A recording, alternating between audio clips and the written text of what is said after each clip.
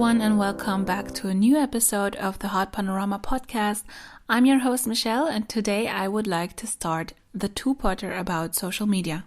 In this first part, I will compare personal social media use versus corporate social media use. Before we dive into today's topic, just a quick disclaimer. Any mentions of brands, products, or services in this podcast are only included for discussion purposes and are not paid or sponsored. So without further ado, let's just head straight into today's episode. I think only a few of you might remember that I used to have a blog about social media back in 2014 and 2015, which was literally called About Social Media. I know, what a lame name.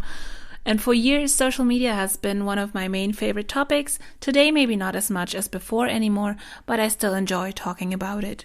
At uni, I wrote several research papers about different aspects of social media and also did a social media internship in 2018, so I'd like to say I know a fair lot about the topic. I don't want to go as far as saying I'm an expert because social media is such a broad topic, and I don't think you can be an actual expert for all facets of social media. Anyway, I did podcast episodes on social media or related topics before, and that would be episode 4 about content planning tips for social media, episode 10, the fandom phenomenon, episode 14, modern technology changed society. If you haven't listened to those episodes yet and you'd like to catch up on them, you can find them in the respective podcast playlists. They will either be in the playlists for season 1 or season 2 of this podcast.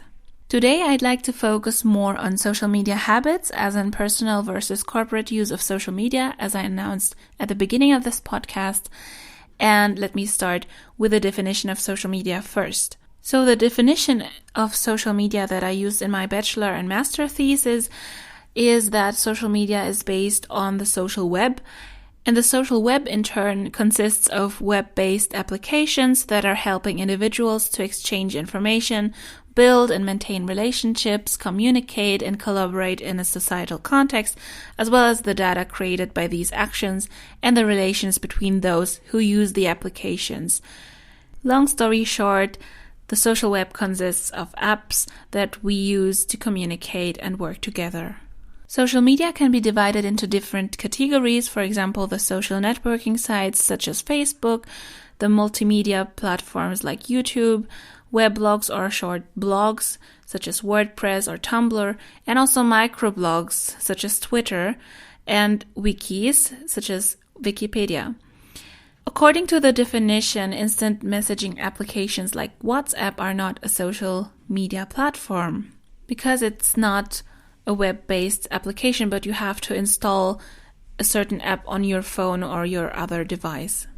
However, even though there are different categories of social media, there are also social media applications that fall into several categories, so there is no strict line where to divide the different categories from each other. There can always be hybrids. Of course, everyone has different social media habits personally, so I probably won't be able to cover everything, but aren't we lucky we're able to stay in touch with our friends and family in such an easy way? I think especially during our current situation with a global pandemic, it's important to have ways to stay in touch with your loved ones. I really can't imagine what it would be like if we weren't able to communicate that easily nowadays. I addressed this in my podcast episode number 14 about how modern technology changed society. For example, people are pretty much available all the time, and contrary to what it was like back in the 90s, for instance. I barely know anyone in my age group who doesn't have a smartphone where they can install different social media apps. Crazy how people are still going with trends. Like 10 years ago, my friends and I mainly communicated through Facebook, but then it switched to WhatsApp at some point, which by definition, of course, isn't really part of social media. So we'll leave that out in this context. In regards to posting content, most of my peers are on Instagram. Personally, I use Twitter the most, but among my IRL friends, barely anyone else is really on there.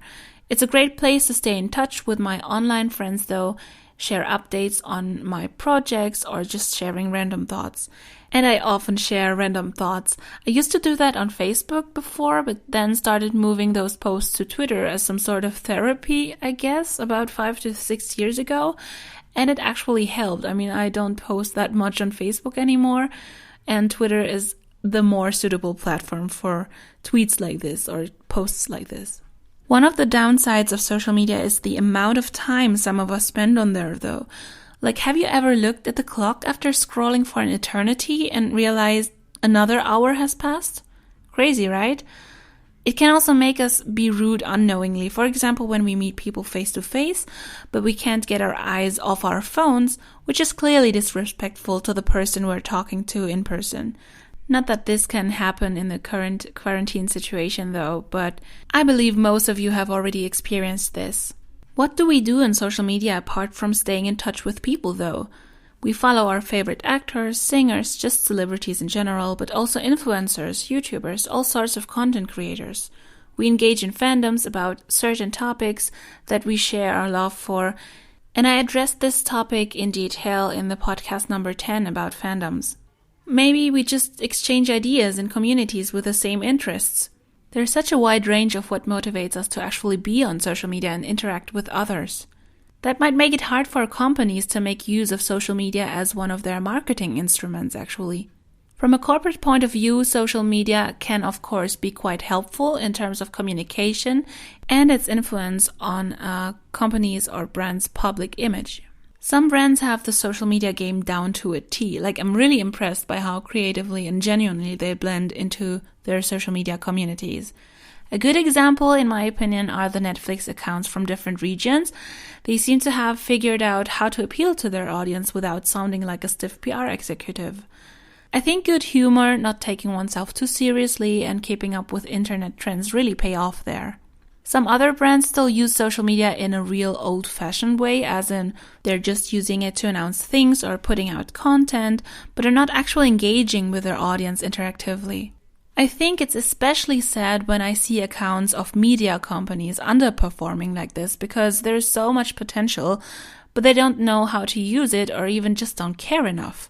Of course, a perfect social media presence doesn't always push product sales up immensely, but it is a free advertisement. If you go about it strategically and you put in a little effort, you can profit so much from it. Some companies don't recognize the benefits of investing into proper social media marketing. However, the companies that do it right have recently been using different tactics, collaborating with influencers, for example, in takeovers where the influencer takes over the company's account and tweets for a day or posts Instagram stories for a day. Then there are live streams where people can interact with a representative of the company or even with that influencer the company works with. And just in general, they can post things that are engaging followers, for example, polls or games, which bring the followers or just the audience in general some entertainment value. Monitoring followers' comments and also hashtags related to the brand are important too. They can't just ignore the so-called electronic word of mouth. That would actually be fatal in terms of communication and issue management. If companies keep an eye on what people say about them online, they can actually detect problems very early and maybe do something about it. In conclusion, after having been on social media for over 10 years, I'm still amazed at how fast habits and trends change on different platforms. Every few years, a new platform pops up, and it's funny how some are used more and some less, partly by certain age groups too. How about you? What platforms do you spend most of your time on, and what is it that you mainly engage with on those platforms? And can you name some corporate brands that do a good job using social media? Let me know in the comments below. Next week's podcast episode will be part 2 of this social media topic block, and I'll be talking about some books I enjoyed that smoothly incorporated the whole social media theme into their stories plots. So stay tuned for those recommendations in next week's episode. Thank you so much for listening to today's episode. If you enjoyed it, please leave a like and a comment. Subscribe and activate the notification bell to not miss any episodes. Until then, stay safe and healthy. Bye.